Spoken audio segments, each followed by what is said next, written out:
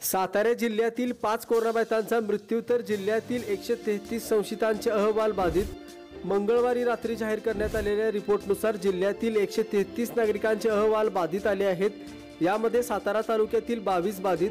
सातारा 3, शनिवारपेठ 2, सदर बाजार 2, प्रतापगंजपेठ 1, पीरवाडी 1, शाहूनगर 2, जळगाव 1, कोडोली 5, साबळेवाडी 1, आरळे 1, सांबरवाडी 3 बाधित, कराड तालुक्यातील 3 बाधित, मलकापूर 2, किवळ 1 बाधित, पाटण तालुक्यातील 5 बाधित, बिहे 1, रासाटी 1, गारवडे 1, बहुले 2 बाधित, फलटण तालुक्यातील 16 बाधित, फलटण 3, वाठार निंबाळकर 2, दुळदेव 2, आदरकी बुद्रुक 1, नांदल 1, पिंपळवाडी 2, साखरवाडी 1, आदरकी 1, तरडगाव 1, मुरुम 1, तावडी 1 बाधित,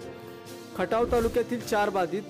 वादूस 1, मोरवे 1, गणेशवाडी 1, खटाव 1 बाधित, मान तालुक्यातील 13 बाधित, बिदाल 2, नरवणे 1, दहिवडी 2, मोही 1, म्हसवड 2, रांजणी 1, कुळतजाई 1, झाशी 1, मलवडी 1, पिंपरी 1 बाधित, कोरेगाव तालुक्यातील वाठार किरोलीतील 1 बाधित, वाई तालुक्यातील 4 बाधित, देगाव 1, कळंबे 1, उडतारे 1, बोपेगाव 1 बाधित, खंडाळा तालुक्यातील 7 बाधित, शिरवळ 1, लोणंद 4, अहिरे 1, सुखेड 1 बाधित,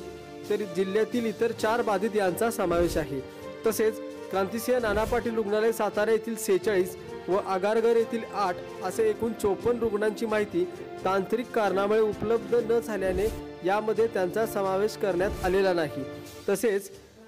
लिंब तालुका सातारा येथील 70 वर्षीय पुरुष, बोंबाळे तालुका खटाव येथील 82 वर्षीय पुरुष, गडकरआळी सातारा येथील 32 वर्षीय पुरुष, सुरूर तालुका वाई येथील 71 वर्षीय पुरुष, म्हसवड तालुका मान येथील 75 वर्षीय पुरुष अशा एकूण 5 कोरोनाबाधितांचा उपचारादरम्यान मृत्यू झाल्याची माहिती जिल्हा शल्य चिकित्सक डॉक्टर सुभाष चव्हाण यांनी दिली आहे।